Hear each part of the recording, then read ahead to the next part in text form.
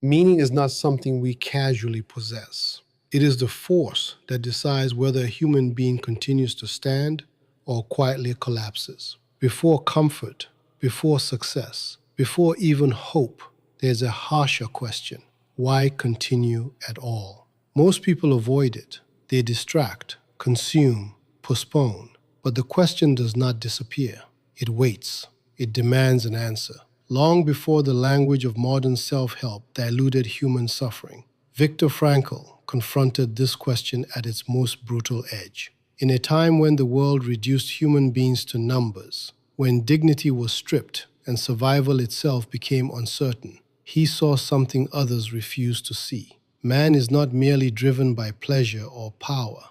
Man is driven by meaning. This is not a poetic claim. It is a psychological and existential fact. When meaning collapses, even a life full of comfort becomes unbearable. When meaning survives, even suffering can be endured. Before we continue, you are gently invited to subscribe, leave a like, and share a comment. This channel is a small space for grounding and reflection, created for those who seek a calmer way of understanding themselves and the world. If you feel comfortable, tell us where you are and what time it is for you. Your presence here matters, and your words help weave a quiet community across the distance. May what follows bring you ease, clarity, and a softer place to rest your thoughts. And yet, here is the uncomfortable truth. Even in 2025, surrounded by technology and endless stimulation, humans are not less lost. They are more distracted from their own emptiness. So the real question returns, sharper than ever.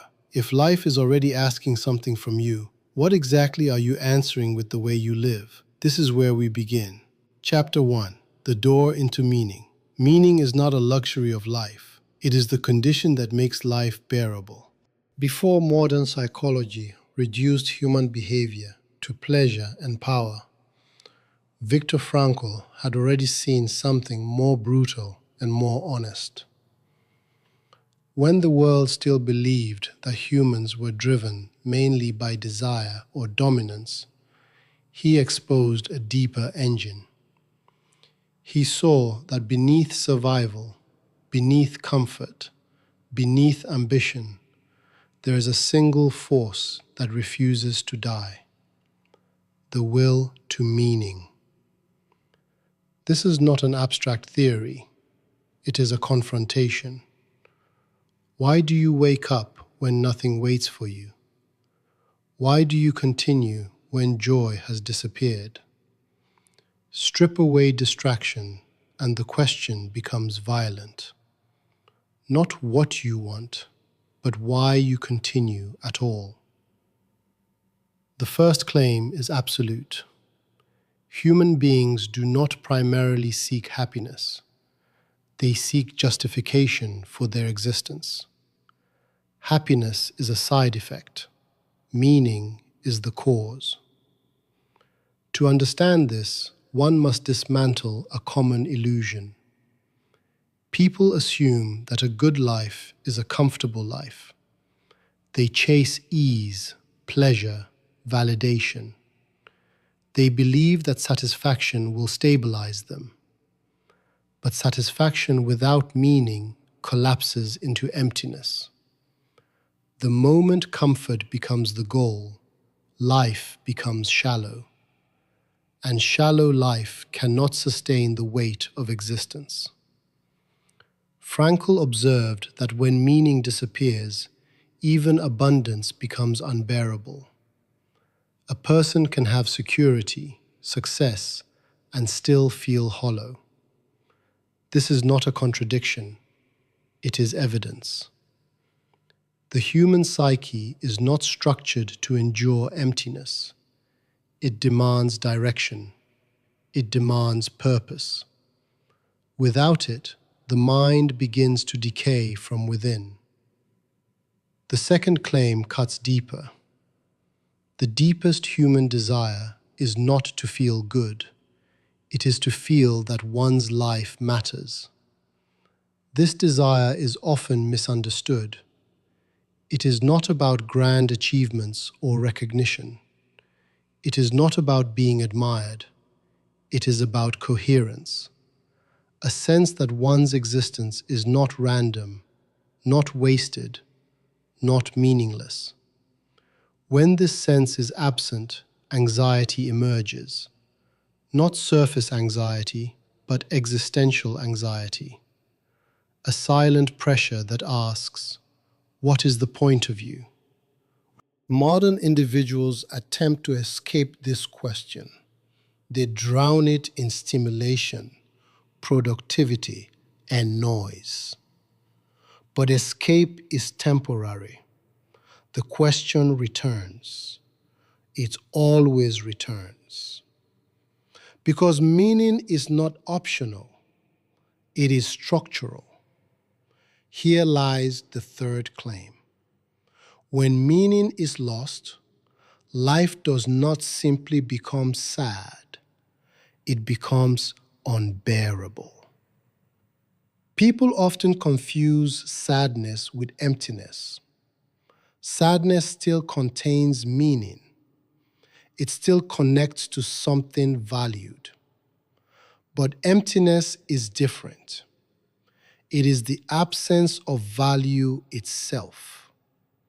It is the collapse of significance. In that state, even pleasure feels pointless. Even success feels irrelevant. This is why individuals who appear to have everything can still break. Because everything does not include meaning. And without meaning, everything is nothing. Now confront the present. Today, humanity has more access to comfort than ever before. More entertainment, more convenience, more options. And yet, the sense of emptiness has not decreased. It has intensified. Modernity did not solve the problem of meaning. It concealed it. People fill their time to avoid facing themselves. They scroll, consume, perform. They remain constantly occupied. But occupation is not purpose. Activity is not meaning. A life packed with movement can still be fundamentally empty. The existential vacuum is not loud. It is quiet. It appears in moments of pause, in silence, in the gap between distractions. It asks a single question. If everything stopped, would your life still feel justified? Most people cannot answer. And that is the problem. At the psychological core, the fear is not of pain. It is of meaninglessness. Pain can be endured if it serves something, but meaningless pain destroys. It erodes identity. It dissolves the self.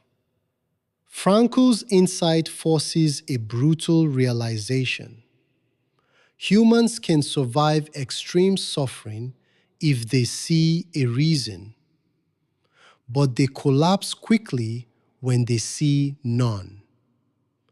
This reveals a disturbing truth. The strength of a person is not measured by their conditions, but by the meaning they attach to those conditions. Consider the figure of a prisoner, not as a story, but as a symbol. A human stripped of freedom, comfort, identity, everything taken. What remains? Only one thing: the capacity to decide whether life still has meaning. Some collapse. They surrender internally before the body fails. Others persist, not because they are stronger physically, but because they hold on to a reason, a future, a person, a belief, something that justifies endurance. This is not romantic, it is harsh. Meaning does not remove suffering, it makes suffering survivable. Now turn inward. What do you rely on to justify your life? Is it external approval, achievement, routine? What happens when these are removed? This is where most people hesitate, because they sense the fragility of their foundation. If meaning depends entirely on external conditions, then it is unstable, and instability breeds anxiety. Frankl's philosophy demands a shift. Meaning must not be dependent on circumstance. It must be discovered as something that can exist even when circumstances collapse. This is not optimism, it is discipline. To live meaningfully is not to wait for meaning to appear. It is to recognize that life is constantly demanding a response. Every moment asks something, not what you want from life, but what life expects from you. This inversion is critical. It transforms existence from passive to active. You are not here to extract meaning. You are here to answer it. And that answer is not spoken. It is lived. Modern individuals resist this responsibility. They prefer to ask what they can get, not what they must give. But this orientation leads to emptiness, because meaning is not found in consumption. It is found in commitment. Commitment to something beyond the self, a task, a value, a responsibility, something that pulls you outward. Here lies a paradox.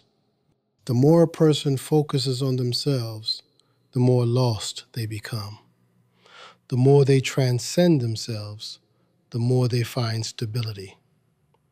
Self-obsession breeds confusion. Self-transcendence creates clarity. This is why meaning cannot be reduced to personal satisfaction. It requires engagement with something larger, not necessarily grand, but real. Something that demands effort, attention, and responsibility. The failure to recognize this leads to a life of distraction, a constant search for stimulation to avoid confronting the void. But the void is patient. It waits. And when it surfaces, it does not ask politely. It confronts. Why are you here? Not as a philosophical exercise, but as a demand. If you cannot answer, then your life becomes reactive, driven by impulses, trends, and external pressures. You move, but without direction.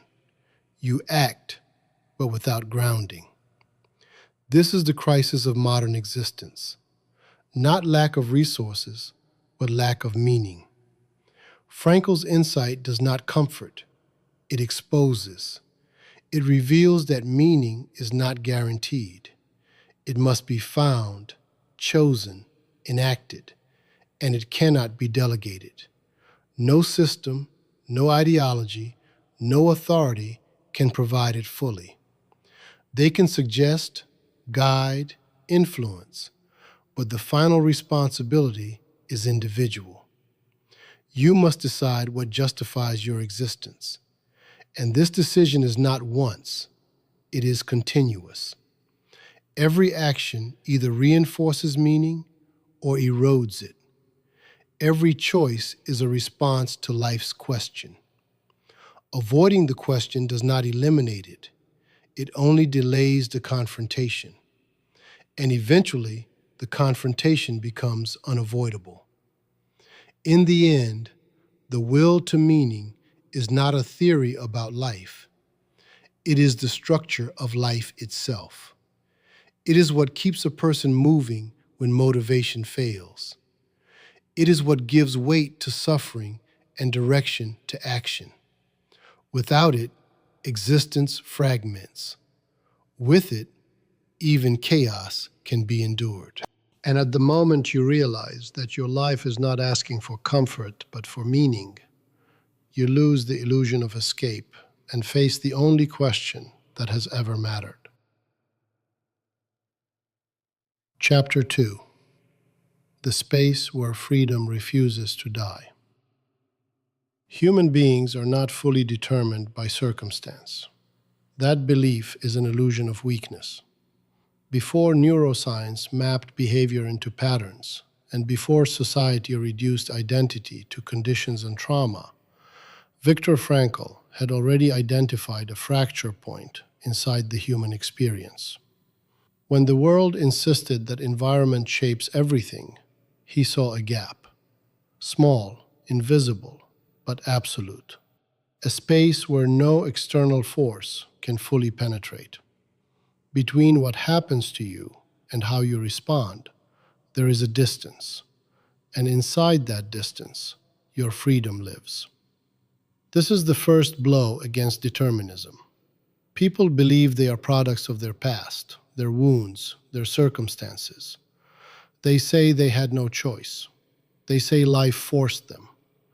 But this belief collapses under pressure, because even in the most extreme conditions, something remains untouched. Not comfort, not control, but choice. The first claim is ruthless. You are influenced, but not defined. Circumstances shape the body. They pressure the mind. They restrict options. But they do not eliminate the ability to choose your stance. And stance is not decoration. It is identity. This is where most people misunderstand freedom. They think freedom means the ability to do whatever they want. That is a shallow definition. Real freedom begins when options disappear, when control is stripped, when the world closes in. What remains then? Only one thing: the ability to decide how you will face it. This is not romantic. It is violent, because it removes every excuse.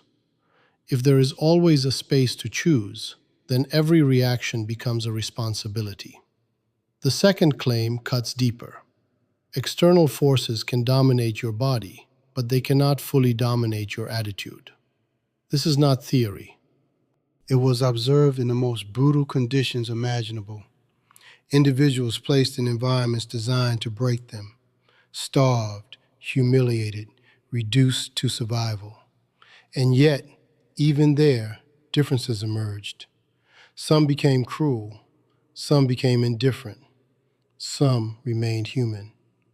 Same conditions, different responses. This destroys the argument that environment alone determines behavior. If it did, all responses would be identical, but they are not. Because there is something inside the human structure that resists total control. That resistance is not strength, it is decision. And decision is where dignity begins. Now confront the uncomfortable question. If you always have a choice in how you respond, why do you so often surrender it? Because choosing is heavy. It is easier to blame circumstances, easier to say you were forced, easier to dissolve responsibility into environment. But this ease comes at a cost. The cost is your agency. Every time you deny your ability to choose, you weaken your sense of self. You become reactive, predictable, controlled, and over time, you forget that you ever had a choice at all. This is the hidden danger of modern thinking. In the attempt to explain behavior, it begins to excuse it. In the attempt to understand, it begins to remove responsibility. But explanation is not justification. Yes, you are shaped by your past. Yes, you are influenced by your biology. Yes, your environment matters. But none of these eliminate the final moment where you decide how to respond. That moment cannot be outsourced. The third claim is unforgiving. Human dignity is defined by the ability to choose one's response, Not success, not power, not status. Choice. This is what remains when everything else is stripped away. And this is what reveals who you are. A person is not revealed in comfort. Comfort hides. Comfort softens. Comfort allows illusion. But pressure exposes. When life becomes unbearable, the truth surfaces. Will you collapse into instinct, or will you assert a position? This is the battlefield of existence, not outside, inside. Modern life avoids this battlefield. It numbs it. It distracts from it. People fill their lives with noise so they never have to face the moment of decision. But the moment comes anyway. A crisis, a loss, a confrontation, and suddenly the illusion disappears. You're forced to respond, not as you imagine yourself to be, but as you actually are. This is where most people encounter themselves for the first time, and many do not like what they see, because they realize they have been living reactively, following patterns, following expectations, never truly choosing. This realization is destabilizing, but it is also the beginning of freedom. Because once you see that you have a choice, you cannot unsee it. Now examine the present condition. In 2025, people speak constantly about limitation, about systems, about forces beyond control, and many of these are real. But something dangerous has emerged, a culture of psychological surrender. People identify with their constraints so completely that they stop recognizing their capacity to respond. They define themselves by what has been done to them, not by what they choose to do next. This is not empowerment. It is resignation disguised as awareness. Frankl's perspective rejects this entirely, not because suffering is irrelevant, but because reducing a human being to their suffering removes their last source of power. You are not only what has happened to you. You are what you decide in response to it. This is not comforting because it demands action. It demands accountability. It demands that you confront your own passivity. Why did you respond that way? Why did you choose avoidance? Why did you surrender? These questions do not allow escape. They force confrontation. At the psychological core, the fear is not of suffering itself, it is of responsibility. Because responsibility means you cannot hide behind circumstance. It means that even in limitation, you are still accountable for your stance. This creates tension, a deep internal tension between what is imposed and what is chosen. And most people try to eliminate this tension. They want certainty. They want clarity. They want a world where they are either fully free or fully controlled.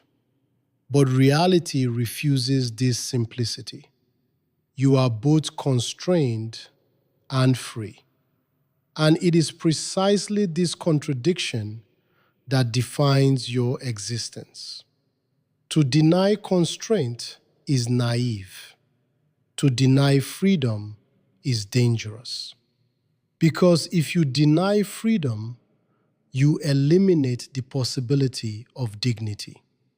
Now consider a symbolic figure, a person standing at the edge of collapse. Everything has been taken. There is no control left, no escape, only a final decision. Will they surrender internally, or will they maintain a stance?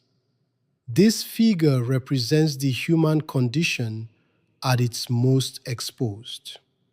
And the answer is never predetermined. Some surrender, some resist. Not because of different conditions, but because of different decisions. This is the essence of inner freedom. It does not depend on external permission. It exists as long as consciousness exists. And it manifests in a single act, choosing how to respond. This act may seem small, but it is absolute, because it defines the meaning of the situation. The same event can destroy one person and strengthen another, not because the event changes, but because the interpretation does. And interpretation is a choice. This is where power truly resides, not in controlling the world, but in controlling the meaning you assign to it. Modern individuals often overlook this. They focus on changing circumstances, which is necessary, but they ignore the internal dimension, which is decisive. Because even when circumstances cannot be changed, the response still can. And sometimes that is the only freedom left. But it is enough. Enough to preserve dignity. Enough to maintain identity. Enough to endure. This is why the idea that humans are fully determined is not just incorrect, it is destructive. Because it strips away the last defense against despair. If everything is determined, then nothing is your responsibility. And if nothing is your responsibility, then nothing is your meaning. You become passive, and passivity leads to emptiness. Frankl's insight restores the final line of defense, the ability to choose. Not always what happens, but always how you respond. And this is where life becomes real, because every moment becomes a question. What will you do with this? Not in theory, not in abstraction, but now. This question cannot be avoided forever, and when it arrives, it does not wait. It demands. And your answer will not be words. It will be your action. And in that action, your freedom is either claimed or abandoned. And at the exact moment you realize that even in the narrowest space, you still have the power to choose your stance, you lose the right to call yourself a victim of life, and are forced to confront the only truth that remains. Chapter 3: The Weight of Freedom. Freedom is not liberation. It is a burden that demands an answer. Before modern culture turned freedom into permission and self-expression into entitlement, Viktor Frankl had already exposed its hidden structure. When the world celebrated the ability to choose as the highest good, he saw the consequence that no one wanted to face. Every freedom carries a demand. Every choice is a response. And every response is a judgment on who you are.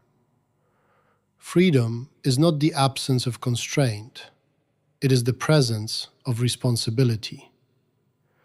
This is the first rupture. People believe freedom means doing what they want.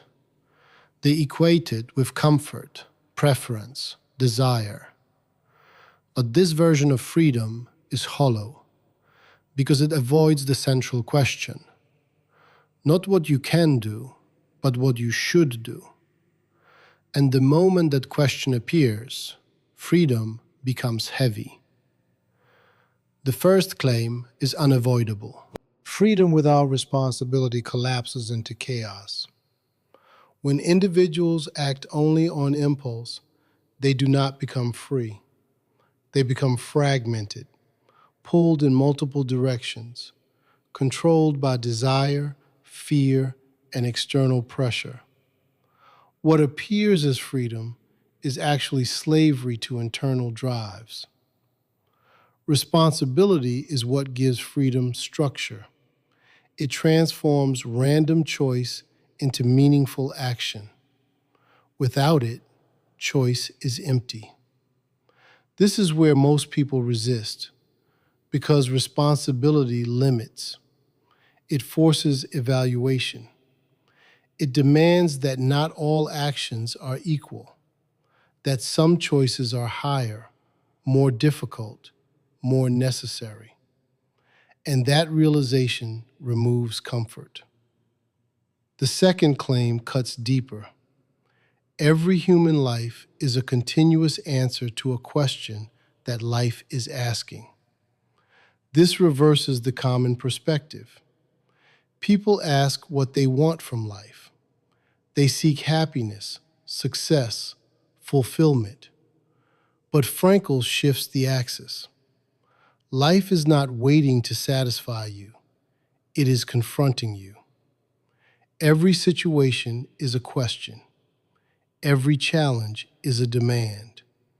And your actions are the answer.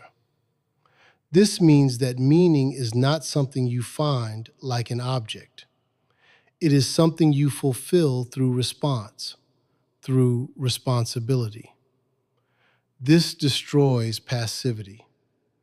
You are not here to observe life. You are here to answer it. Now confront the consequence.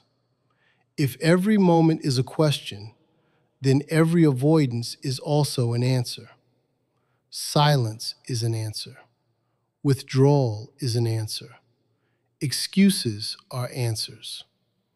And these answers reveal something.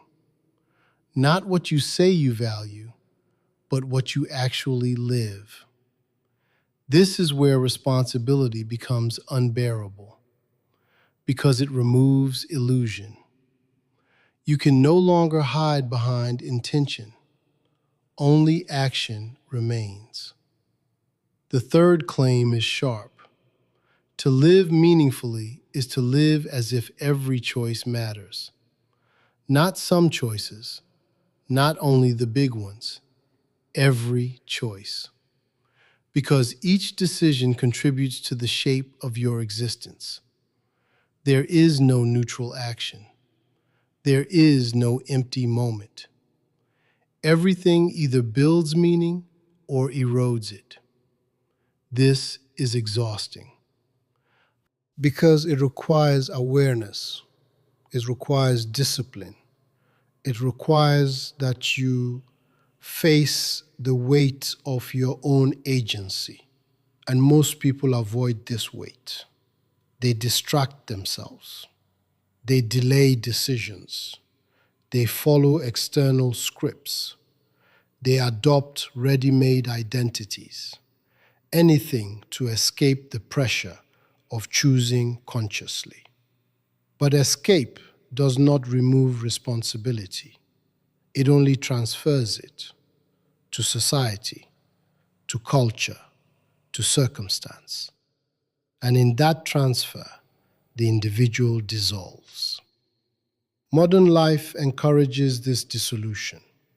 In 2025, people are told to be free, but not told what freedom requires. They are encouraged to express, but not to answer. They are given endless options, but no direction. This creates confusion because without responsibility, freedom becomes overwhelming. Too many choices, no criteria, no structure, and so people drift. They move from one desire to another, one identity to another, one goal to another, never grounding, never committing. This is not freedom, it is disorientation. Frankl's perspective cuts through this. Freedom is not about expanding options. It is about narrowing them through responsibility. Choosing one path means rejecting others. Committing to one value means sacrificing alternatives. This is painful because it involves loss. But without this loss, there is no meaning. Meaning requires commitment, and commitment requires limitation. Now move inward. Why do people resist responsibility? Because responsibility exposes the self. It reveals whether your values are real or performative, whether your beliefs hold under pressure, whether you act when it matters. This exposure is uncomfortable because many discover that their lives are not aligned with their stated values. They say they care, but they do not act. They say they believe, but they do not commit. And responsibility forces this contradiction into the open. At the psychological core, the fear is not of failure. It is of being accountable for failure. Because if you are responsible, you cannot blame. You cannot say it was inevitable. You cannot say you had no choice. You must say, this was my answer. This is why people prefer deterministic explanations. They remove guilt. They soften judgment. They allow escape. But they also remove dignity. Because dignity comes from owning your choices, from standing behind your actions, from accepting that your life is shaped by what you do, not just by what happens to you. This acceptance is brutal, but it is also the only path to coherence. Now consider a symbolic figure, a person standing before a decision that cannot be avoided. No guidance, no guarantee, only consequence. They can choose comfort or integrity, safety or truth, silence or action. This moment defines them, not because of the outcome, but because of the choice. Through this figure, the structure becomes clear. Life does not judge you by what you feel. It reveals you through what you do. And what you do is always a response to a demand. This demand is not always loud. It does not always appear as crisis. Often, it is subtle, daily, repetitive. How do you treat others? How do you use your time? What do you prioritize? These are not trivial. They are the fabric of your answer. And over time, they accumulate into a single statement. This is who you are. Modern individuals often wait for dramatic moments to define themselves. They believe meaning is found in extraordinary events. But this is another illusion. Meaning is built in the ordinary, in repeated choices, in consistent responsibility, not in what you claim, but in what you sustain. This is where most fail, not in intensity, but in consistency. They act when motivated. They withdraw when it becomes difficult. But responsibility does not fluctuate with mood. It persists. It demands that you act even when you do not feel like it, especially then. Because meaning is not emotional, it is structural. It exists in alignment between what you value and what you do. When that alignment breaks, emptiness appears. Not immediately, but gradually. A subtle dissonance, a quiet dissatisfaction, until one day the question emerges, what have you been doing with your life? And at that moment, past choices return, not as memories, but as consequences. This is the temporal dimension of responsibility. You are not only answering for now, you are shaping what will be. Every decision projects forward. Every avoidance delays a cost. Every commitment builds a future. This creates a tension between present comfort and future meaning. And responsibility always chooses meaning. This is why it is difficult, because it often requires sacrificing immediate ease for long-term coherence. But without this sacrifice, life fragments. You become divided, inconsistent, unstable, and instability breeds anxiety. Frankl's philosophy does not remove this tension. It clarifies it. You are free, and because you are free, you are responsible. And because you are responsible, your life matters. This chain cannot be broken. If you deny responsibility, you weaken freedom. If you weaken freedom, you lose meaning. And without meaning, existence becomes unbearable. This is the structure. Now confront the final question. If your life is an answer, what are you saying? Not what you intend, not what you hope, but what your actions declare. Because in the end, life does not listen to your words. It reads your choices. And at the moment you realize that every freedom you claim is a demand placed upon you, you are left with no escape except to answer for the life you are already living. Chapter 4: The Three Doors Through Which Meaning Enters. Meaning is not hidden. It is structured. And it always demands to be lived, not merely understood. Before psychology fragmented human experience into symptoms and behaviors, Viktor Frankl had already drawn a precise map of how meaning reveals itself. When the world assumed that meaning must be discovered as a single answer, he broke it apart. He showed that meaning does not come from one source. It emerges through three distinct paths. Each path confronts a different dimension of existence. Each path demands a different form of response, and none of them are optional. The first claim is direct. Meaning arises through what you create.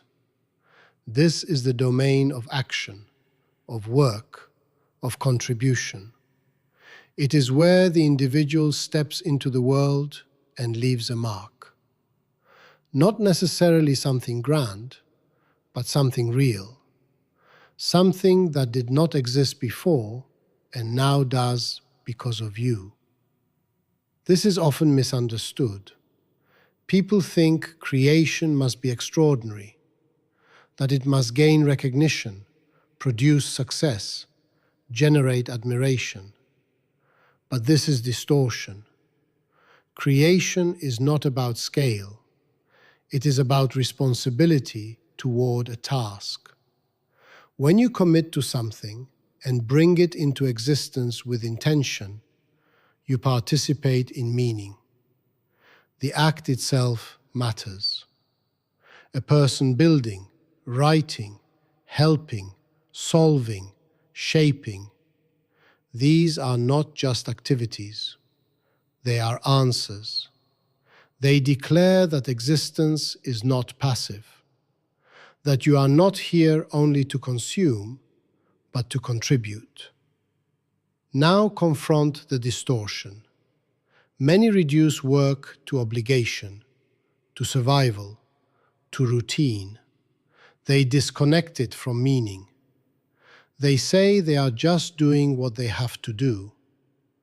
But this is avoidance, because the question is not what you are doing, it is how you are doing it. Are you present or absent? Are you engaged or mechanical? Are you responding to a demand or escaping it? The same task can be empty or meaningful, depending on the stance you bring into it. This is the decisive factor. The second claim cuts deeper. Meaning emerges through what you experience. Not everything in life is created. Some things must be received. Love, beauty, truth. These are not produced by effort, they are encountered. But encounter requires openness. You cannot experience meaning if you are closed, distracted, detached. This is where modern life collapses. In 2025, individuals are constantly stimulated, but rarely present. They move through moments without entering them. They consume experiences without absorbing them. And then they wonder why nothing feels meaningful. Because meaning is not in the event. It is in the depth of encounter. To truly experience something requires attention, vulnerability, the willingness to be affected. This is dangerous, because to be affected means to lose control. And most people avoid this. They prefer distance. They prefer safety. They prefer to observe rather than to engage. But observation does not generate meaning. Only encounter does. Consider love, not as emotion, but as recognition. To truly see another person, not as a function, not as a role, but as a unique existence. To recognize their depth, their suffering, their potential.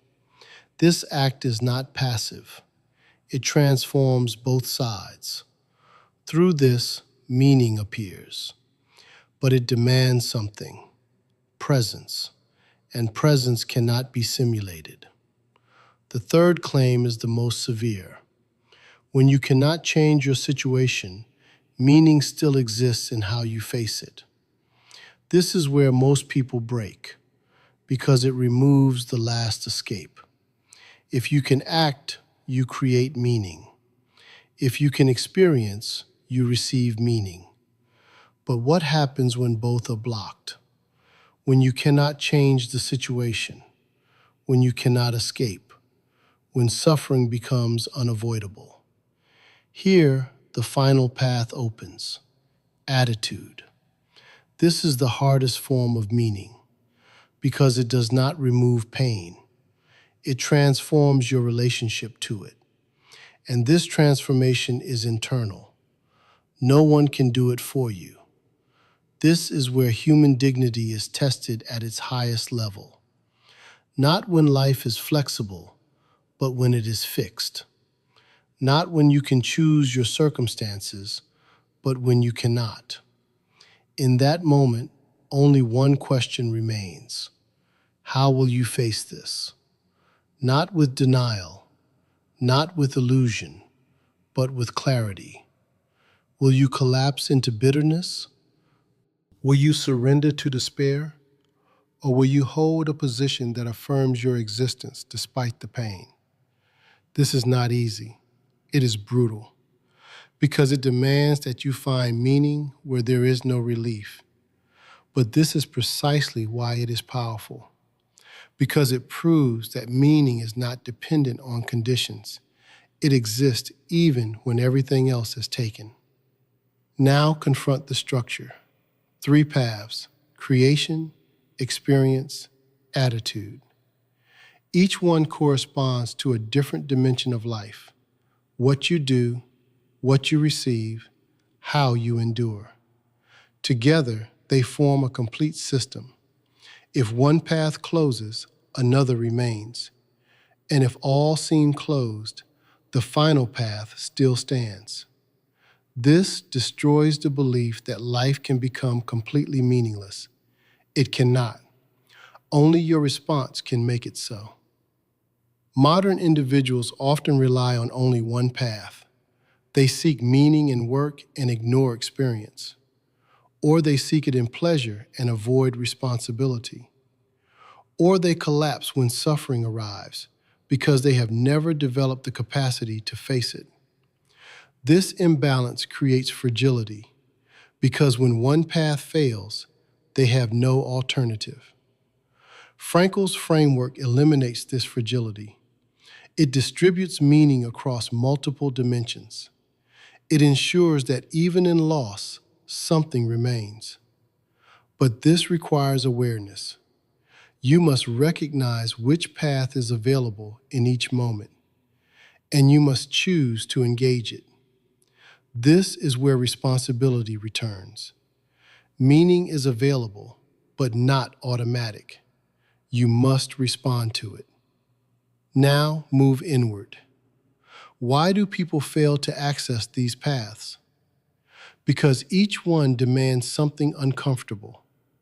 Creation demands effort. Experience demands openness. Attitude demands courage. And most people avoid discomfort. They want meaning without cost. But meaning always has a cost. And the cost is engagement. Full engagement. Not partial, not conditional, complete. This is why meaning feels rare. Not because it is absent, but because it is demanding. Now consider a symbolic figure. A person who has lost everything they built. Their work is gone. Their relationships are broken. Their future is uncertain. Two paths collapse.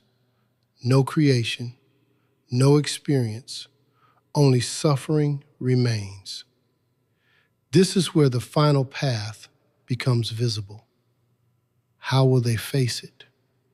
If they collapse, meaning disappears. If they choose a stance, meaning reappears. Not as comfort, but as structure.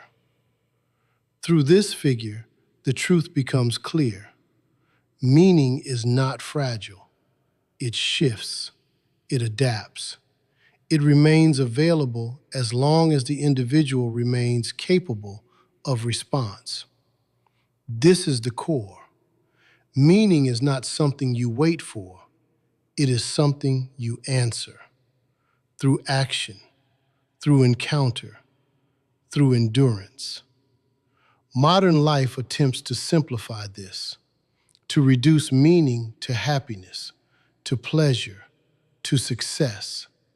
But these are unstable. They depend on conditions, and conditions change. Frankl's structure does not depend on conditions. It depends on response.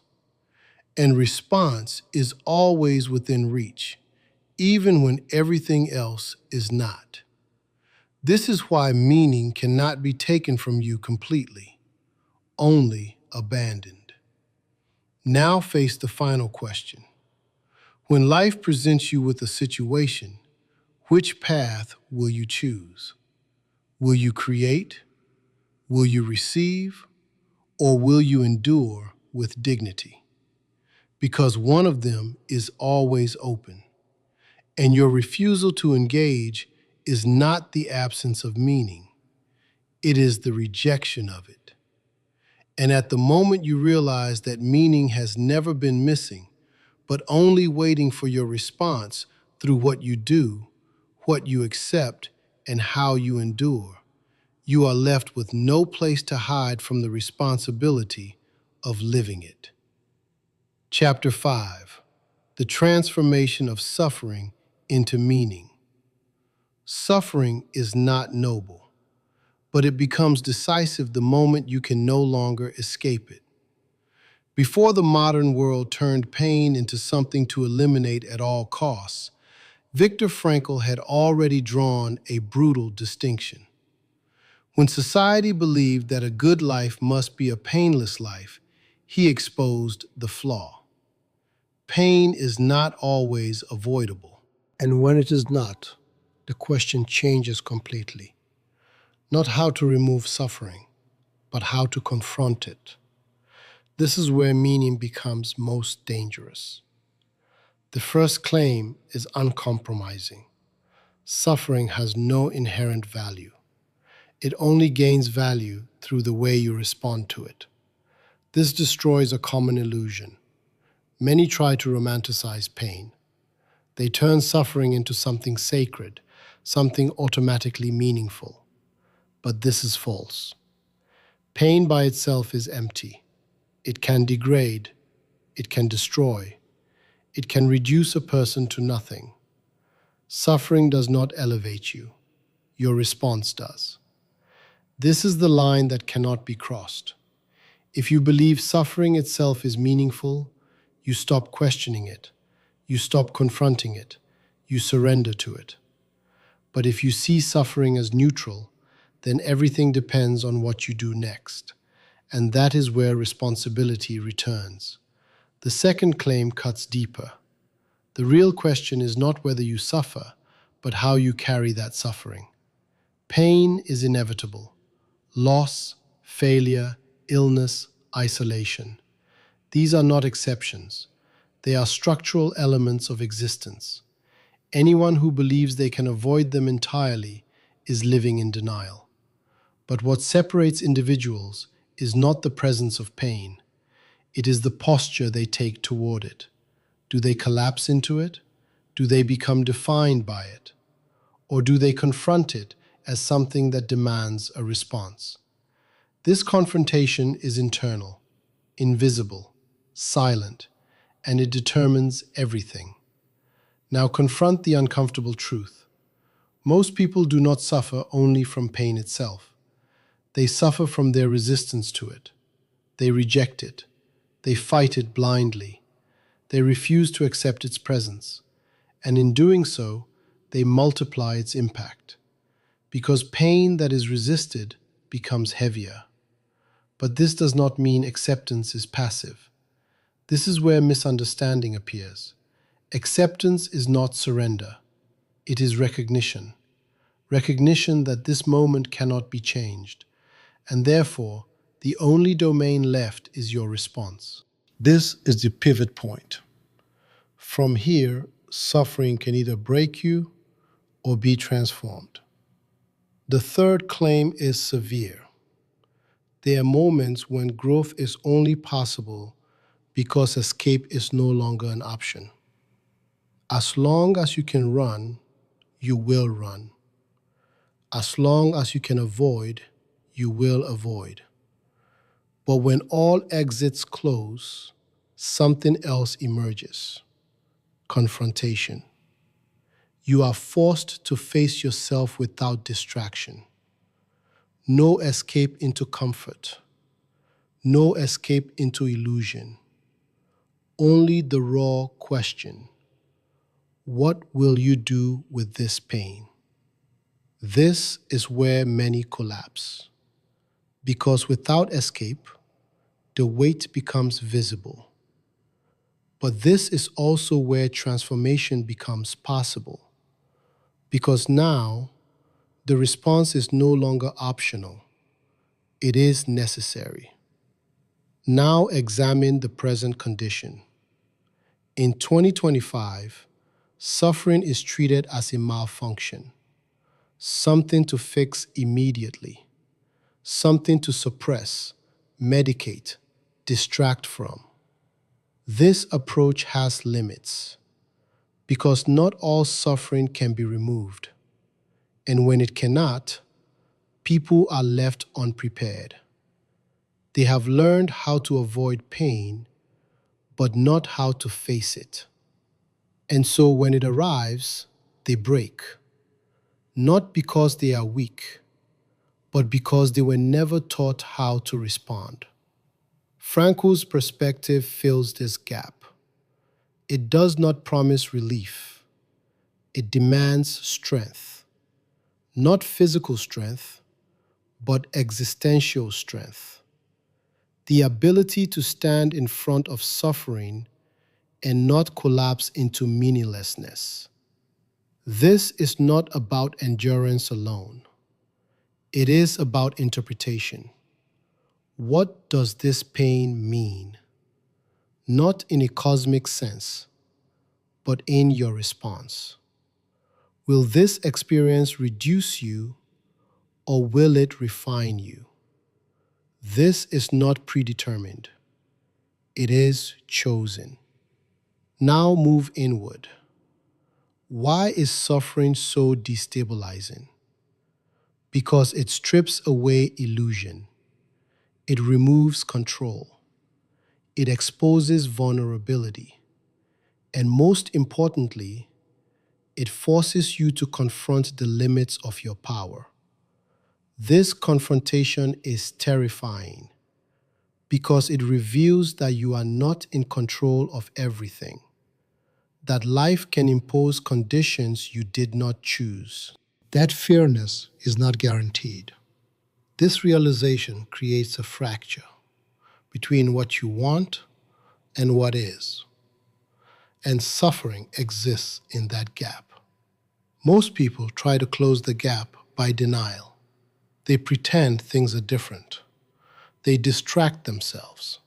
They numb the experience. But denial does not resolve suffering. It delays it and often intensifies it. The only way through is confrontation, direct, unfiltered, without illusion. This is where meaning becomes possible, not as comfort, but as structure. You cannot control the fact of suffering, but you can control the stance you take toward it. And that stance defines whether suffering destroys or transforms. Consider a symbolic figure, a person who has lost something irretrievable, a loved one, a future, a part of themselves. There is no solution, no reversal, no compensation, only absence. This is where the illusion of control ends, and only one question remains. How will they carry this loss? If they collapse into despair, the suffering becomes total. It consumes identity. It defines existence. But if they choose to carry it with dignity, something changes. The loss remains. The pain remains. But it is no longer meaningless. It becomes part of a narrative, a testimony, a statement, not of what was taken, but of how it was faced. Through this figure, the truth becomes clear.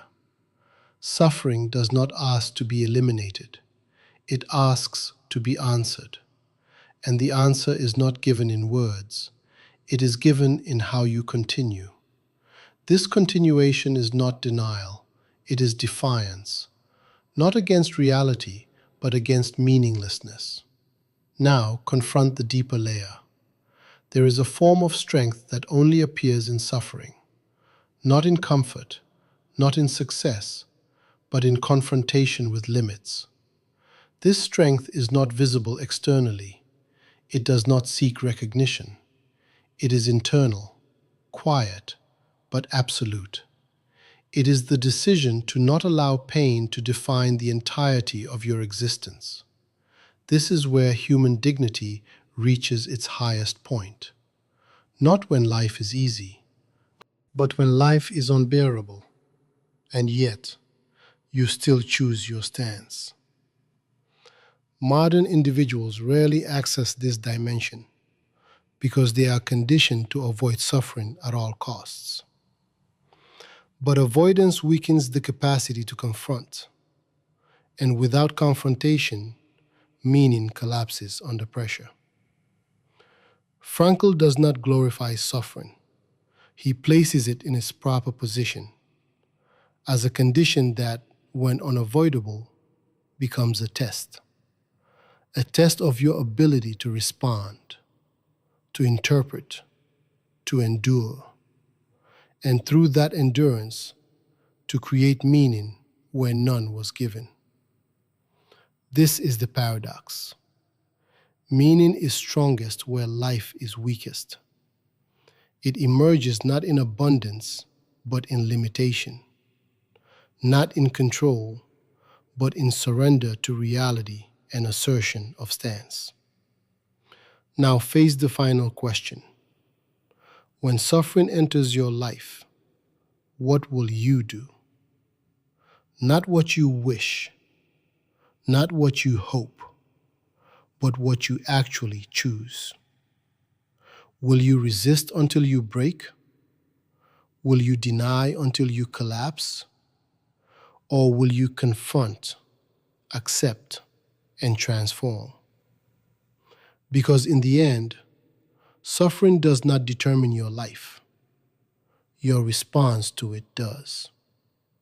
And at the moment you realize that pain itself carries no meaning until you decide what it will become, you are left with no escape except to face it and answer it with the only thing that still belongs to you. Chapter 6, where the human being is stripped to its core. Extreme conditions do not destroy human nature. They reveal it. Before the world reduced human behavior to comfort, stability, and social norms, Viktor Frankl had already witnessed something far more disturbing. When society believed that morality, identity, and dignity were stable traits, he saw them collapse and reassemble under pressure. In an environment designed to erase individuality, something unexpected emerged. Not uniformity, but divergence. Under the same conditions, people became radically different. This is the first rupture.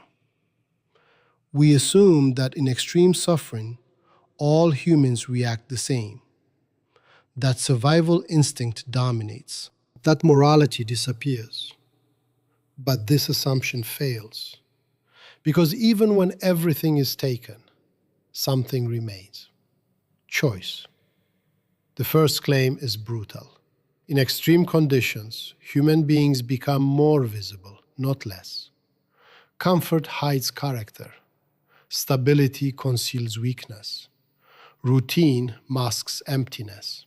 But when all of these are removed, there is nothing left to hide behind. No status, no identity, no illusion, only response. And that response exposes who you are. This is why extreme environments are not just places of suffering, they are places of revelation. Not everyone becomes cruel. Not everyone becomes selfish. Not everyone collapses. Some degrade, some adapt, some transcend. Same conditions, different outcomes. This destroys the belief that environment fully determines behavior. Because if it did, there would be no variation. But variation exists. And that variation is the signature of inner freedom. The second claim cuts deeper.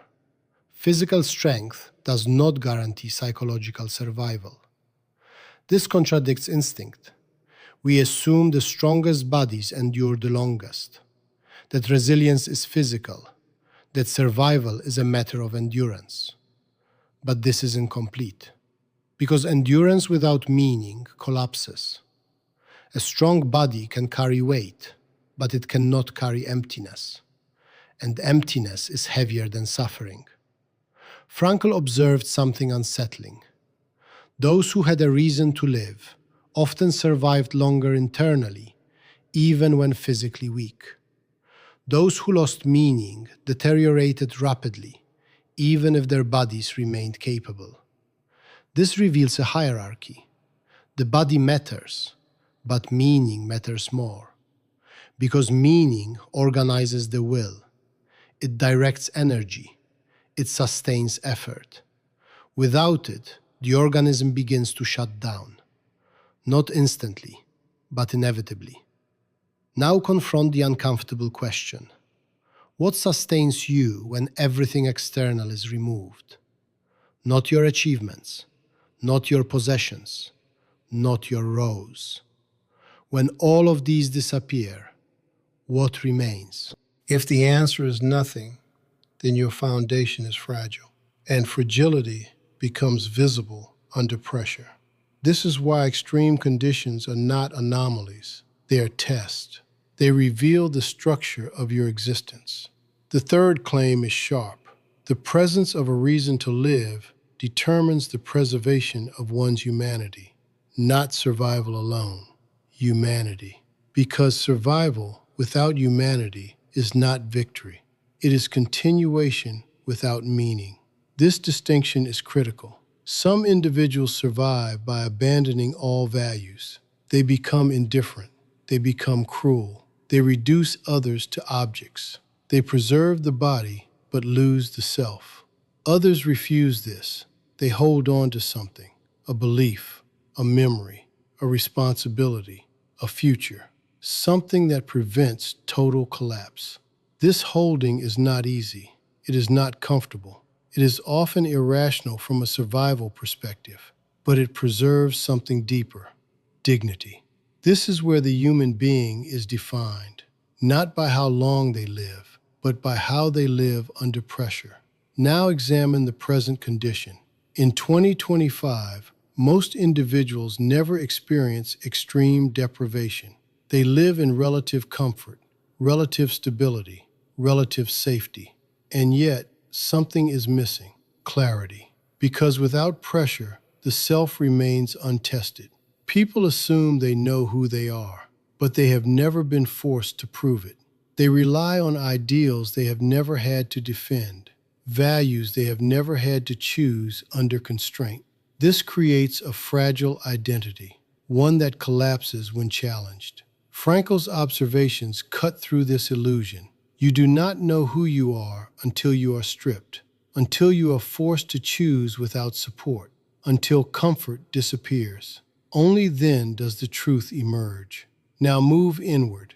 Why do extreme conditions reveal character so clearly? Because they eliminate distraction.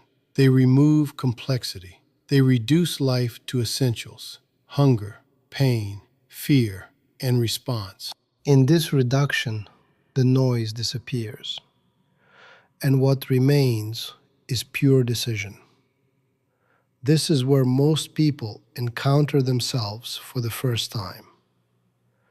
Not the version they present, not the version they believe, but the version they enact.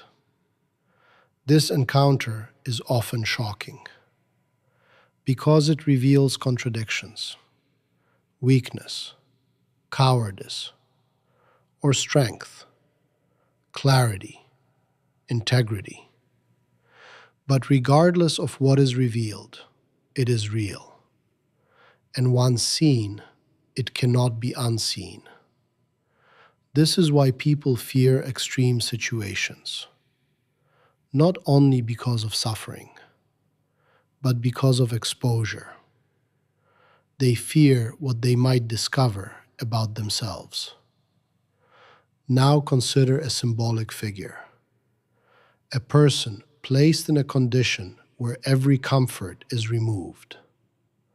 They are reduced to survival. No recognition, no reward, no future certainty, only the present moment, and a decision. Will they act only for themselves? Will they abandon others? Will they preserve something beyond survival? Through this figure, the structure becomes clear. Human nature is not fixed. It is expressed. And expression depends on choice. Even in the narrowest conditions, the individual still decides. This decision may be small, invisible, but it is absolute, because it defines the meaning of the act. A piece of bread shared or withheld, a word spoken or silenced, a gesture of cruelty or compassion. These are not trivial. They are declarations. They revealed the internal structure. Now confront the deeper layer. There is a form of strength that does not appear in normal conditions. It only appears when everything else disappears. A strength that is not physical, not emotional, but existential. The ability to maintain a stance when nothing supports it. This is the highest form of freedom. Not freedom of action, but freedom of attitude. And it cannot be taken completely, only abandoned. This is why even in the most extreme environments, dignity can still exist.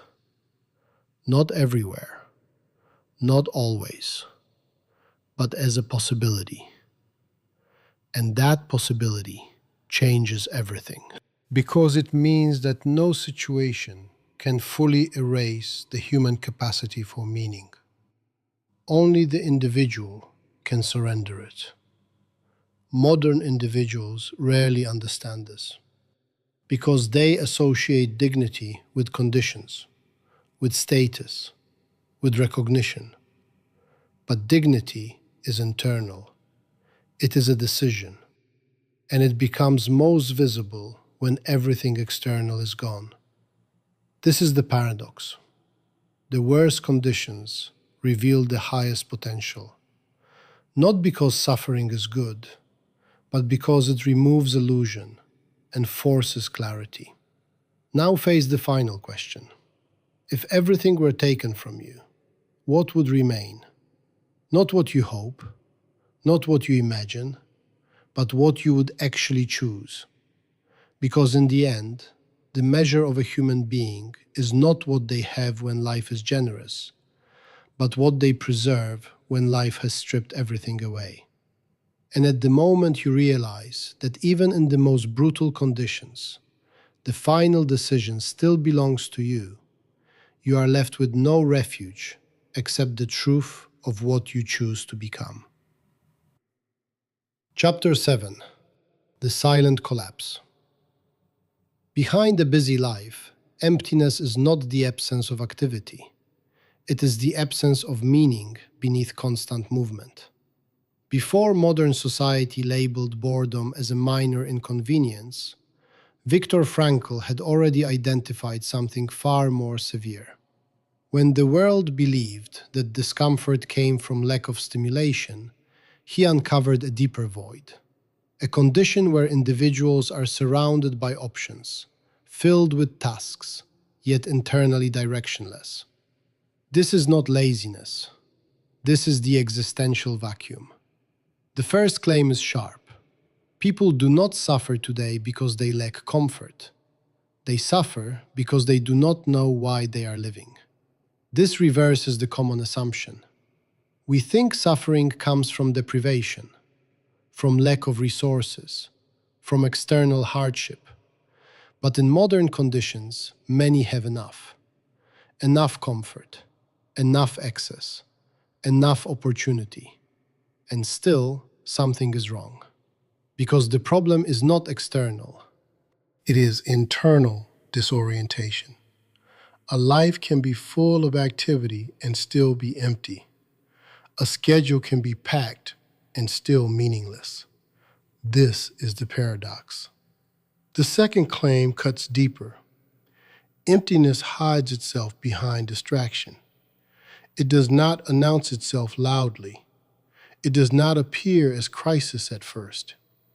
It appears as restlessness, as boredom, as a vague dissatisfaction that cannot be explained.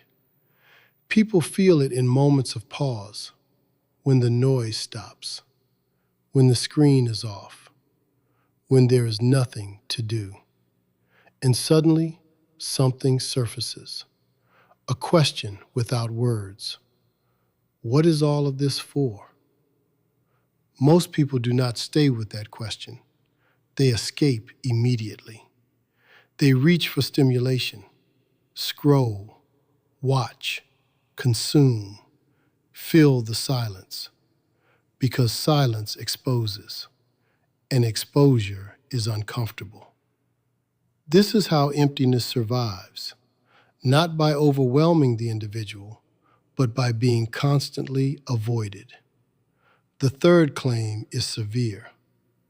A life filled with action can still be completely devoid of meaning.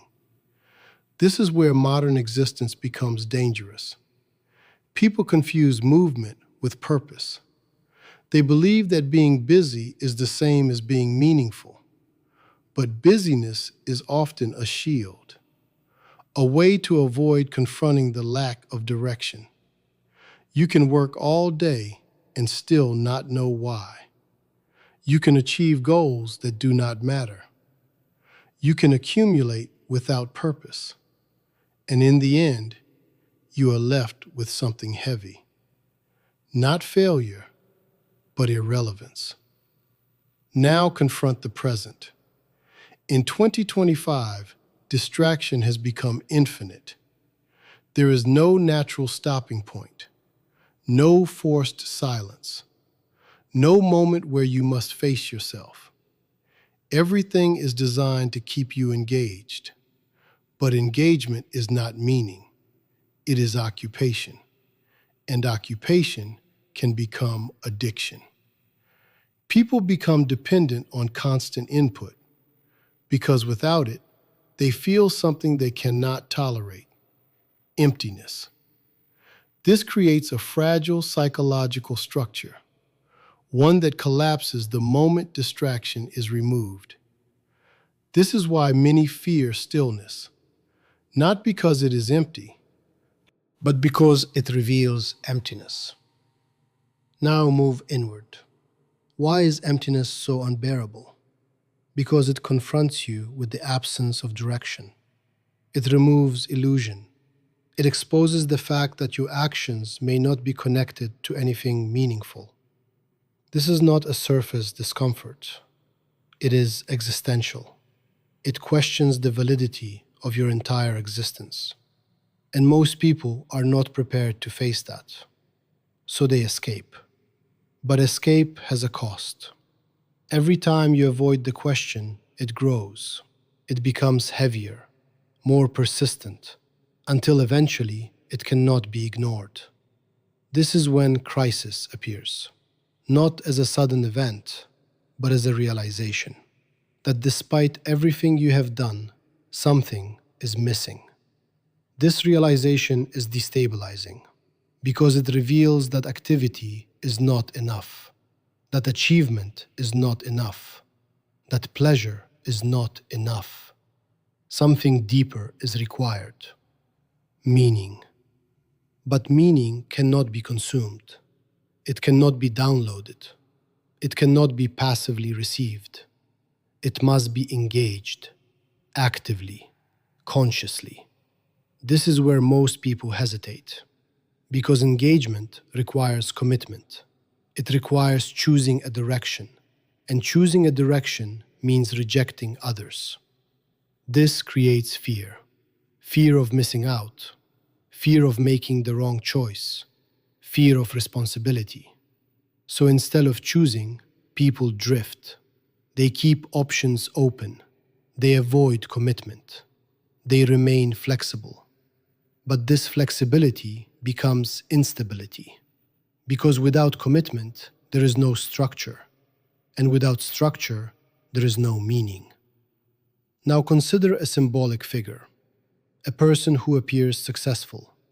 They have a career, a social life, access to everything they need.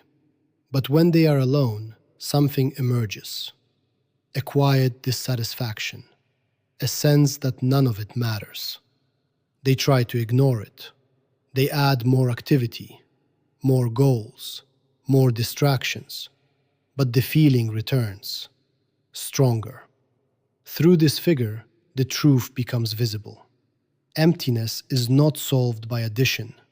It is solved by direction, and direction requires meaning. This is the turning point. Not more, but deeper. Not faster, but clearer. not louder, but more honest. Now confront the deeper layer. The existential vacuum is not just a psychological condition, it is a moral one, because it reflects a failure to answer life's demand, to respond, to commit, to take responsibility for one's existence. When individuals refuse this, they drift into emptiness, and emptiness seeks compensation through pleasure, through power, through validation. But these are substitutes, temporary, unstable. They do not resolve the vacuum. They mask it. This is why many become dependent on external approval, on constant feedback, on recognition, because without it, they feel nothing, and nothing is unbearable. But this dependence weakens the self.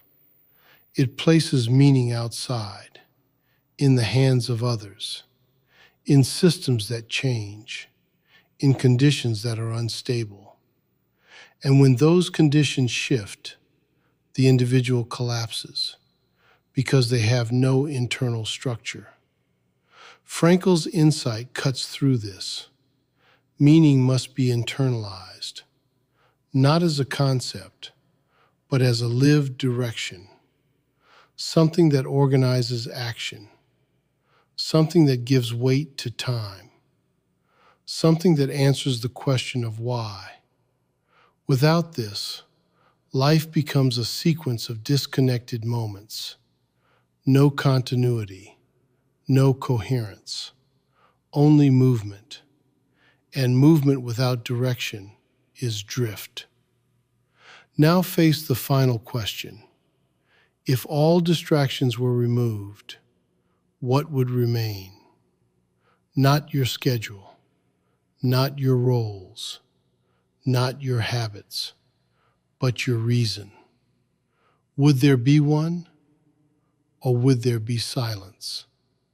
Because in the end, the greatest suffering is not pain, but the realization that you have been living without meaning.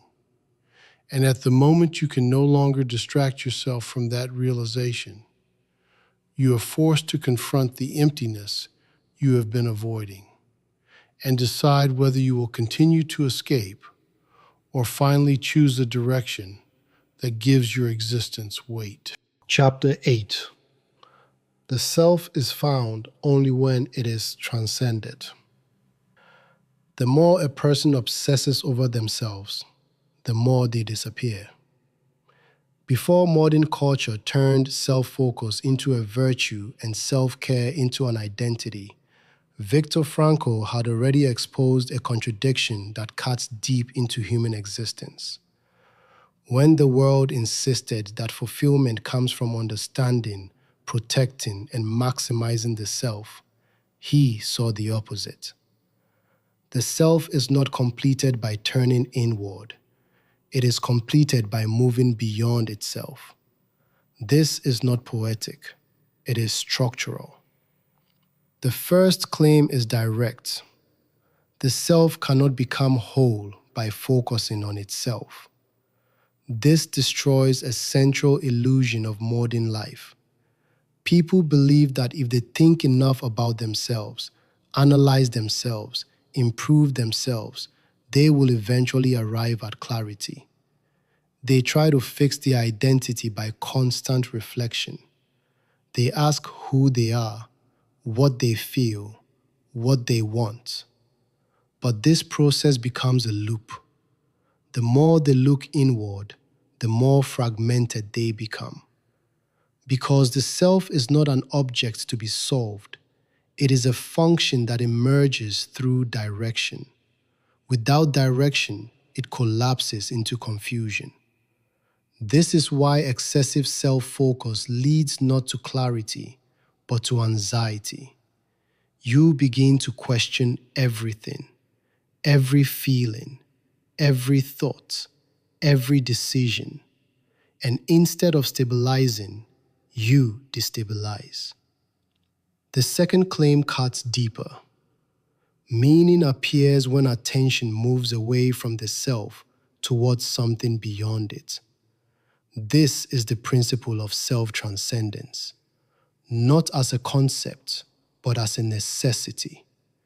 When you commit to something outside yourself, something shifts. Your focus changes. Your concerns reorganize. Your energy aligns. And suddenly, the internal noise decreases. Not because it was solved, but because it is no longer the center. This is the paradox. You find yourself by forgetting yourself, not in the sense of losing identity, but in the sense of no longer making yourself the primary object of concern. This is where meaning enters, through direction, through commitment, through engagement with something that is not you. The third claim is severe. The more you make yourself the center of your life, the more empty your life becomes. This is not intuitive. People believe that focusing on themselves will increase satisfaction, that prioritizing their needs, their desires, their comfort will lead to fulfillment. But this leads to isolation. Because the self is not designed to sustain itself as the center, it requires relation to others, to work, to values, to something that demands attention beyond personal concern. Without this, the self turns inward and begins to collapse. It becomes unstable, overanalyzed, disconnected. Now confront the present. In 2025, self-focus is everywhere. People are encouraged to prioritize themselves, to protect their energy, to avoid discomfort, to center their identity above all else. At first, this appears empowering, but over time, something emerges: fragility. Because when everything revolves around the self, every disruption feels like a threat. Every challenge becomes overwhelming. Every discomfort becomes intolerable. This is not strength, it is hypersensitivity. And hypersensitivity leads to withdrawal from responsibility, from commitment, from anything that demands sacrifice. But without sacrifice, there is no meaning. This is the collapse. A life designed to protect the self ends up emptying it. Now move inward. Why does self-transcendence create meaning? Because it aligns the individual with something larger, not necessarily grand, but real, a task, a person, a responsibility, something that exists independently of your internal state. This creates stability, because your life is no longer defined by how you feel, but by what you are committed to. Feelings fluctuate, commitment endures, and through that endurance, identity forms, not as a concept, but as a pattern of action. This is the difference. The self is not discovered in isolation. It is revealed in engagement. Now confront the fear. To move beyond yourself requires risk. You must care about something that can fail. You must invest in something that can be lost. You must open yourself to something that can hurt you. This is why many avoid it. They prefer control, safety, distance. But control isolates, safety limits, distance disconnects. And in that disconnection, meaning disappears. Because meaning requires exposure, not reckless, but real. The willingness to be affected by something beyond yourself. Now consider love, not as emotion, but as recognition. To truly love is to see another person not as an extension of yourself, but as an independent existence. To value them for who they are, not for how they serve you. This act is transformative because it breaks the self-centered structure. It forces you to move outward, to care beyond yourself. And through that, meaning emerges, not as pleasure, but as depth. The same applies to work. When work is reduced to income or status, it loses meaning. But when it becomes a response to a demand, something changes. You are no longer working for yourself alone. You are contributing, solving, creating. And through that, your existence gains structure.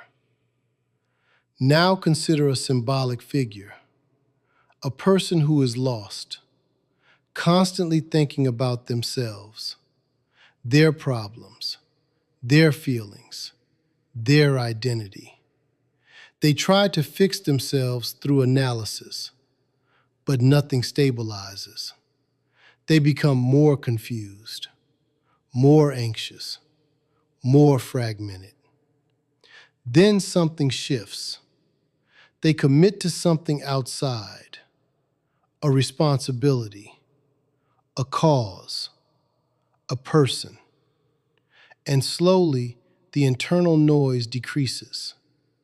Not because their problems disappear, but because they are no longer the center.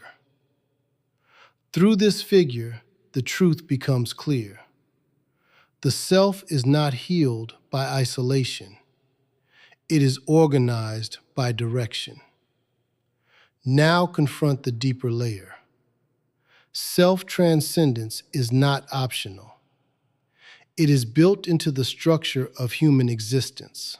You are not designed to be the center of your own life. You are designed to respond to something beyond you. When this response is absent, the system collapses into emptiness, into confusion, into instability. This is why the pursuit of self-fulfillment often fails, because it misunderstands the structure. Fulfillment is not achieved by filling the self. It is achieved by directing the self outward towards something meaningful. This direction creates coherence, and coherence creates stability. Modern individuals often resist this because it requires discipline. It requires commitment. It requires that you act even when you do not feel like it. But without this, life becomes reactive, driven by mood, driven by impulse, driven by external validation. And this leads back to emptiness. Frankl's insight cuts through this cycle. You do not find meaning by asking what you want from life. You find it by asking what life demands from you. And that demand is always outside you, waiting. Now face the final question. What are you living for that is not yourself? Not as an idea, but as a reality, something you act on, something you commit to, something you would continue even when it becomes difficult. Because in the end, the self that refuses to move beyond itself does not become stronger, it becomes smaller. And at the moment you realize that you only begin to exist fully when you are no longer the center of your own existence, you are forced to step beyond yourself or remain trapped within a life that can never feel complete. Chapter 9. Healing begins where meaning is restored. Not all suffering is a symptom. Some suffering is a signal that meaning has collapsed. Before modern therapy focused on eliminating discomfort and stabilizing behavior, Viktor Frankl had already identified a deeper fracture within the human psyche. When psychology reduced distress to malfunction, he saw something else. A human being can be stable and still empty, functional and still lost, calm and still without direction. This is where conventional healing fails. Because not every wound needs to be soothed. Some wounds need to be understood. The first claim is direct. There are forms of suffering that cannot be healed by removing symptoms, because the root is not pain, but lack of meaning. This challenges the foundation of modern therapeutic thinking. People come with anxiety, depression, restlessness. The immediate response is to reduce discomfort, to regulate emotions, to stabilize behavior. But what if the discomfort is not the problem? What if it is the consequence of something deeper? A life without direction, a life without purpose, a life without meaning. In that case, removing the symptom does not solve the issue. It silences the signal. And a silenced signal does not restore health. It delays collapse. The second claim cuts deeper. Healing is not only about fixing what is broken, but about revealing what makes life worth living. This shifts the entire structure. Instead of asking what is wrong, the question becomes, what is missing? Not chemically, not behaviorally, but existentially. What is absent that makes this life feel empty? What is not being answered? Because the human psyche is not designed only to avoid pain. It is designed to pursue meaning. And when that pursuit is blocked, something breaks. Not externally, internally. This is where logotherapy enters. Not as a technique, but as a confrontation. It does not ask how to feel better. It asks why you live. This is not comfortable because it removes all superficial explanations. It forces the individual to face the core question: what justifies your existence? And if there is no answer, then no amount of symptom reduction will resolve the emptiness. The third claim is severe. A person can endure immense suffering if they see meaning, but they collapse under minor distress if they see none. This is the paradox. Strength is not proportional to conditions. It is proportional to meaning. A person with a clear purpose can endure pressure that would destroy another. A person without purpose can be broken by small disruptions. This is not about resilience. It is about structure. Meaning organizes the psyche. It provides direction. It stabilizes identity. Without it, everything becomes fragile. Now confront the present. In 2025, therapy is widespread. Mental health awareness is high. Language around emotions is developed. And yet, something remains unresolved. People understand their feelings, but do not know what to do with their lives. They can describe their pain, but cannot justify their existence. This creates a new form of suffering, not ignorance, but informed emptiness. They know what is wrong, but they do not know what is right. And without that, healing is incomplete. Because understanding is not enough. Direction is required. Now move inward. Why does lack of meaning create psychological distress? Because the human mind seeks coherence. It needs a framework that connects actions, experiences, and identity. Without this, everything feels disconnected, random, pointless. This disconnection creates anxiety, not because something is happening, but because nothing feels justified. This is the existential vacuum entering the clinical space, and it cannot be treated like a disorder because it is not one. It is a condition of absence, the absence of meaning. Now consider a symbolic figure, A person who has everything externally stable, no immediate crisis, no visible trauma, but internally something is wrong. They feel empty, unmotivated, disconnected. They seek help. They are taught to manage thoughts, to regulate emotions, to cope, and these help, but only partially, because the core remains untouched. Why live? Through this figure, the limitation becomes clear. You can stabilize a person, but if you do not give them direction, they remain empty, and emptiness will eventually return. This is where logotherapy intervenes, not by adding comfort, but by demanding responsibility. It confronts the individual with a question. What is life asking from you? Not what you want, not what you prefer, but what is required. This demand shifts the focus outward, from self-analysis to response, from symptom to meaning. And in that shift, something changes. The individual begins to orient, to see possibilities, not as options, but as responsibilities. And through that, meaning begins to form. Now confront the resistance. People do not want this question because it removes passivity. It removes the position of victim.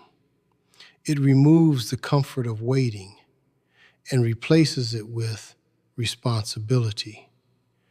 You must answer. You must choose. You must act. This is heavy, but it is also the only path to real healing. Because healing is not the absence of pain, it is the presence of meaning. Now examine the deeper layer. There are two types of suffering. One that comes from conditions and one that comes from lack of direction. The first requires intervention. The second requires confrontation. If you treat the second as the first, you fail. You reduce symptoms, but do not restore meaning. And without meaning, the psyche remains unstable. This is why many feel temporary relief, but not transformation. Because transformation requires a shift in orientation, from inward fixation to outward response, from self to meaning. This is the core of Frankl's approach. He returns psychology to its philosophical root, the question of existence. Why live? Not as an abstract idea, but as a daily demand, answered through action, through commitment, through responsibility. Now confront the modern condition again. People are more self-aware than ever, but also more lost. Because awareness without direction creates paralysis. You see everything, but you do nothing. You understand everything, but you commit to nothing. This creates a gap between knowledge and action, and in that gap, meaning disappears. Logotherapy closes this gap by forcing action, not random action, but meaningful action, aligned with something beyond the self. This alignment restores structure, and structure restores stability. Not immediately, not easily, but fundamentally. Now face the final question. If your suffering is not only a problem to solve, but a signal to interpret, what is it pointing to? Not what hurts, but what is missing. Because in the end, Healing does not occur when pain disappears, but when life becomes worth enduring despite it.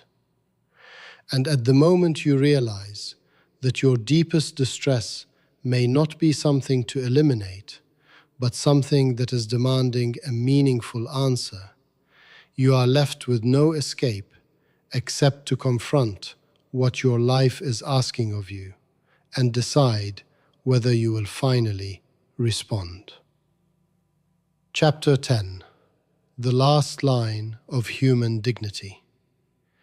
Human beings are not machines, and the moment they are reduced to one, something essential is destroyed.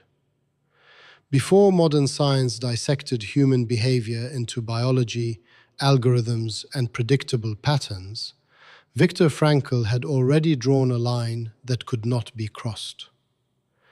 When the world began to explain everything through cause and effect, he saw the danger.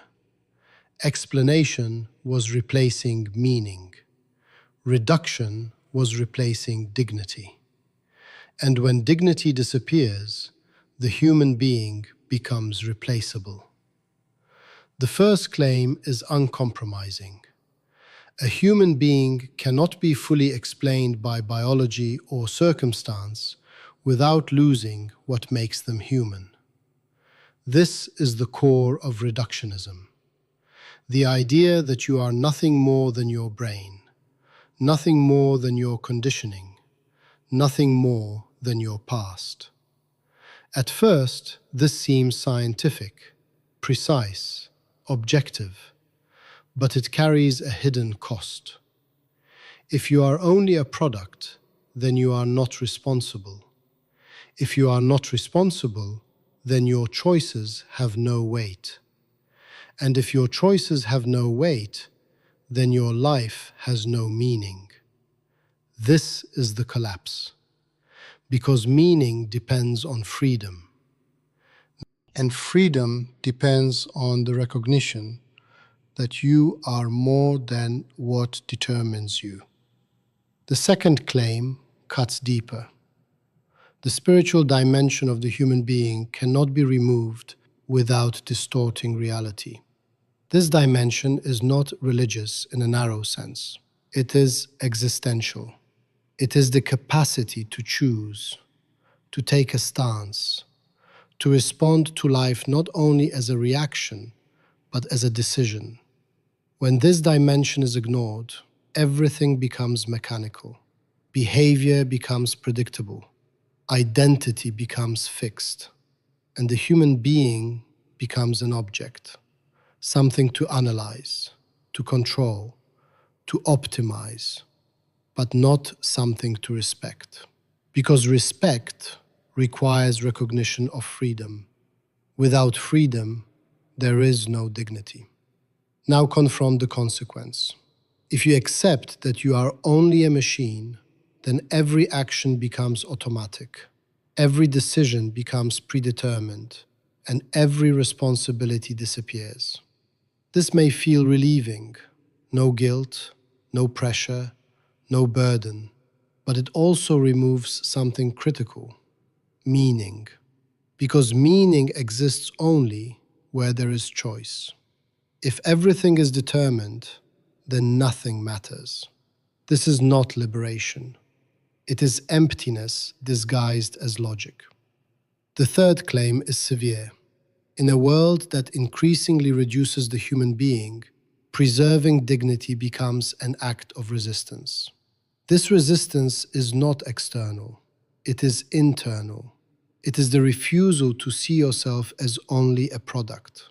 The refusal to reduce your existence to data. The refusal to abandon responsibility. This refusal is quiet, but it is absolute, because it determines how you live. Now examine the present. In 2025, reductionism is everywhere. People explain behavior through chemistry, through trauma, through systems, and these explanations are not wrong, but they are incomplete. They describe influences, not identity. They explain patterns, not meaning.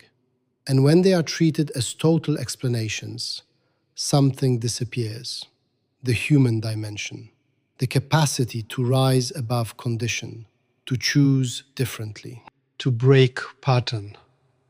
This capacity is what defines dignity, and it cannot be measured, it cannot be predicted, it can only be enacted. Now move inward. Why is reductionism so attractive?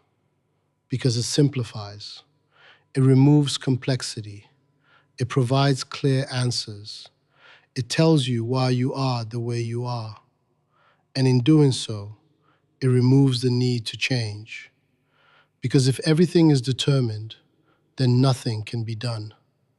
This is comforting, but it is also paralyzing because it eliminates possibility, and without possibility, there is no future. Now confront the deeper layer. The human being exists in tension between what is given and what is chosen, between condition and freedom, between limitation and responsibility. This tension cannot be resolved. It must be lived. And in living it, dignity emerges, not from perfection, but from struggle, from the act of choosing despite limitation. This is where Frankl stands, not denying biology, not denying circumstance, but refusing to let them define the totality, because something always remains: a space, a possibility, a decision. This is the irreducible core.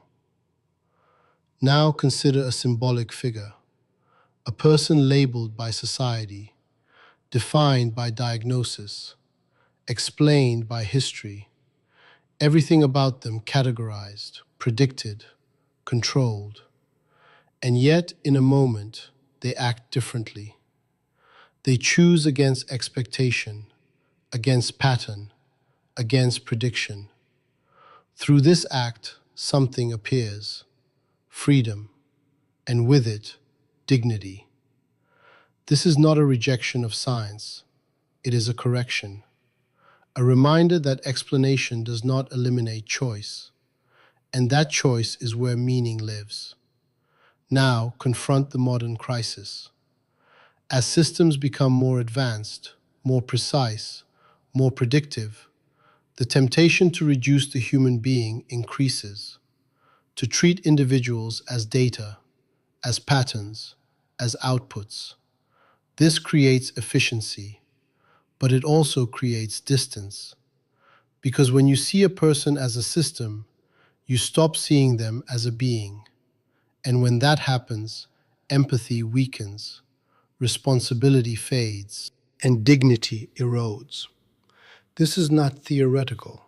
It is happening in how people are treated, in how they are understood, in how they understand themselves. Frankl's warning becomes urgent. If you forget the human dimension, you lose the foundation of meaning, because meaning requires a subject, a being who chooses, who responds, who takes responsibility. Without that, there is only process, and process does not care.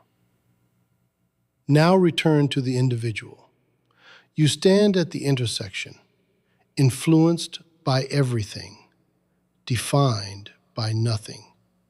You carry your past, your biology, your environment, but you are not exhausted by them. Something remains: a final authority, your ability to decide. This ability is fragile.